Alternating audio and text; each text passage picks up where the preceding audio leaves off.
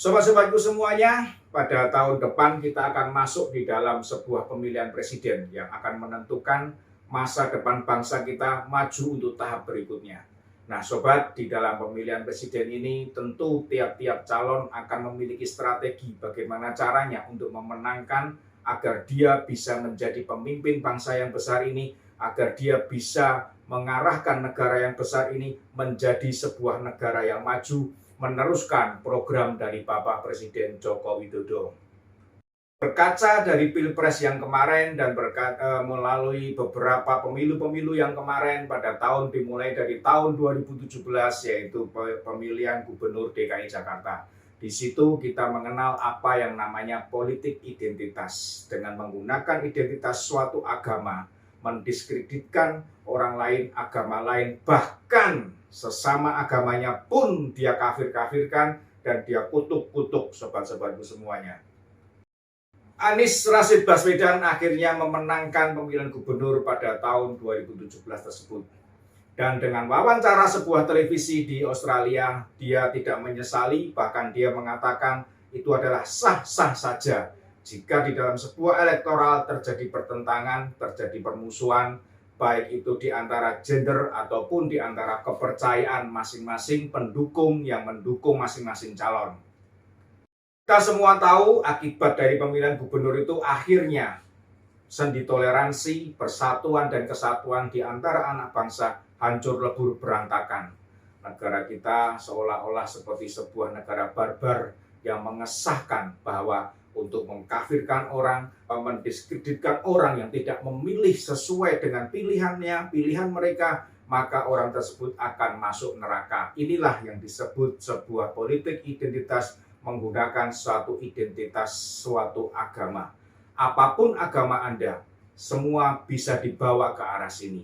Apapun kepercayaan Anda, itu bisa digunakan sebagai identitas untuk memenangkan salah seorang calon.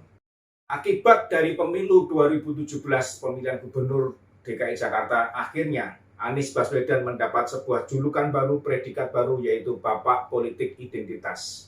Karena memang dia menikmati dan menggunakan jalur ini untuk memenangkannya, sehingga masyarakat beramai-ramai memberikan julukan kepada dia bahwa Bapak Politik Identitas adalah Anies Rashid Baswedan.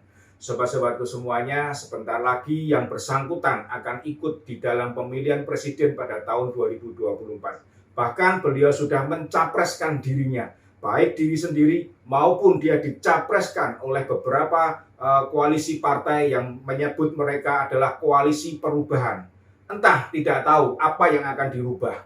Yang jelas dan yang pasti bahwa Anies Rashid Baswedan mengatakan bahwa pemilu bukan berarti meneruskan 5 atau 10 tahun yang lalu. Beliau mempunyai pikiran bahwa pemilu bukan berarti meneruskan pembangunan yang sudah ada atau meneruskan program yang sudah ada 5 atau 10 tahun yang lalu, tetapi akan berubah sesuai dengan perubahan-perubahan yang dia miliki dan dia pikirkan dan dia akan terapkan untuk bangsa dan negara kita. Koalisi perubahan terdiri dari Partai Demokrat, Partai Nasdem, dan Partai Keadilan Sejahtera atau PKS. Ditambah lagi dengan partai yang belum memiliki anggota DPR RI, yaitu Partai Umat, yang dimana Partai Umat sudah mendeklarasikan bahwa dia adalah partai yang akan mengusung politik identitas. Semakin sah dan semakin tegas julukan untuk Bapak Anies Baswedan sebagai politik identitas, karena di dalam koalisi itu sudah sama-sama mengesahkan bahwa menggunakan politik identitas. Rupanya penggaungan politik identitas sudah dimulai dari sekarang, walaupun pemilu masih tahun depan. Tetapi sobat, di antara sekian banyak manusia pendukung Anies Baswedan, ada satu yang mulai menggaungkan politik identitas yang kemarin videonya beredar di media sosial. Orang tersebut mengaku dirinya ulama dan orang tersebut mengaku bahwa dia adalah orang yang berasal dari negara Saudi Arabia.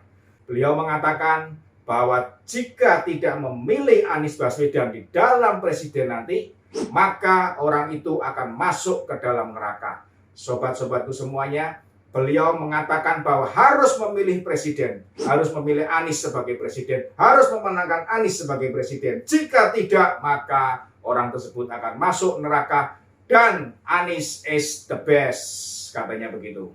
Selama ini pendukung-pendukung dari Anies Baswedan kita tahu bahwa beberapa kali mengeluarkan berita, mengeluarkan foto, mengeluarkan pernyataan selalu berbanding terbalik dengan fakta yang ada. Dan sehingga kita semua kadang-kadang dibikin bingung. Beritanya seperti ini, ternyata hasilnya seperti ini. Dan sobat, apa yang dikerjakan oleh Anies Baswedan di Jakarta itu bisa menjadi track record atau rekam jejak bagi kita semua untuk bisa menentukan apakah pilihan kita kepada calon presiden yang mana nantinya. Karena akan ada beberapa calon, karena sudah jelas ada koalisi baru, yaitu koalisi besar yang terdiri dari 5 partai besar, diantaranya adalah Partai Golkar, kemudian PKB, kemudian PAN, P3, dan satu lagi yaitu Partai Gerindra. Sobat-sobatku semuanya, partai besar ini bersama-sama akan mengusung capres yaitu Bapak Prabowo Subianto. Sobat, terhadap apa yang disampaikan oleh ulama tersebut, apakah benar bahwa apa yang dia sampaikan, jika kita tidak memilih Anies Baswedan maka kita akan masuk neraka? Jika depannya nanti setelah video ini beredar tentu akan muncul video-video yang lain atau berita-berita yang lain yang mungkin lebih keras atau mungkin lebih kasar atau mungkin bisa disertai dengan ancaman-ancaman seperti yang terjadi pada Pilgub DKI Jakarta, yaitu bahwa jika Anda meninggal maka Anda tidak akan boleh dilakukan upacara suatu kepercayaan atau suatu agama.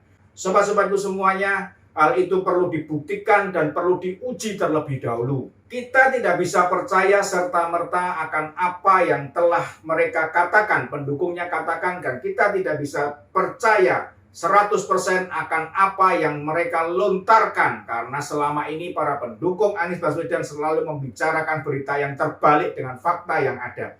Nah, sobat-sobatku semuanya, di sini jika memang benar berita itu bukan hoax, jika memang masuk neraka itu benar adanya karena tidak memilih Anies Baswedan, maka sobat kita membutuhkan satu bukti. Bukti yaitu pada saat Pilgub kemarin mereka yang tidak memilih Anies Baswedan dan setelah meninggal maka dia masuk ke neraka. Bukti yang kedua kita butuhkan yaitu jika ternyata mereka yang mendukung Anies Baswedan yang sekarang sudah meninggal, yang kita ketahui ada beberapa orang yang gencar sekali mendukung Anies Baswedan, bahkan menggemakan bagaimana Anies Baswedan menggunakan politik agama ini, maka mereka benar-benar masuk surga. Ini bukti yang kita butuhkan. Ada 2 bukti yang perlu kita cari untuk membuktikan bahwa apa yang ulama katakan itu bukan hoax, tapi adalah kebenaran adanya. Sobat-sobatku semuanya, jika memang terbukti bahwa mereka yang memilih Basuki Cahayapurnama pada saat Pilgub DKI Jakarta dan setelah sekarang meninggal orang tersebut masuk ke neraka, jika memang itu buktinya ada dan saya bisa melihat bukti itu di depan mata saya, atau saya bisa mendengarkan suara Tuhan yang mengatakan bahwa ini orang harus masuk neraka karena tidak memilih Anies Baswedan, jika memang itu benar-benar terjadi dan benar-benar ada, maka saya akan memilih Anies Baswedan pada tahun 2024 nantinya. Tapi sobat-sobatku semuanya, jika ternyata ulama itu atau pendukung dari Bapak Anies Baswedan tidak bisa membuktikan bahwa orang yang tidak memilih beliau masuk ke neraka, maka saya lebih memilih orang yang telah memiliki rekam jejaknya jelas, rekam jejaknya baik untuk mengatasi radikalisme dan intoleransi di bumi Indonesia ini. Saya akan mencari orang yang bisa menggaungkan persatuan, kesatuan, dan toleransi di seluruh anak bangsa kita. Jika memang ada buktinya, terbukti benar, maka itu benar adanya dan marilah kita bersama-sama ikuti saran mereka. Tetapi jika ternyata tidak bisa dibuktikan, maka apa yang mereka katakan soal neraka dan surga itu adalah hoax belaka dan tidak perlu kita percaya. Sehingga pada saat nanti pemilihan presiden 2024, mari bersama-sama kita jaga kerukunan, kita jaga persatuan antar anak bangsa, kita jaga toleransi antar semua agama. Karena sejatinya Indonesia memang berbeda, tetapi Indonesia adalah satu. Pancasila kita pegang, Pancasila kita amalkan, Pancasila kita jalankan, demi bangsa dan negara kita, Republik Indonesia, agar bisa maju, agar bisa menjalankan apa yang diamanatkan oleh Undang-Undang Dasar 1945, yaitu negara akan membuat sejahtera rakyat yang ada di bumi Indonesia ini. Salam Opi Dantos.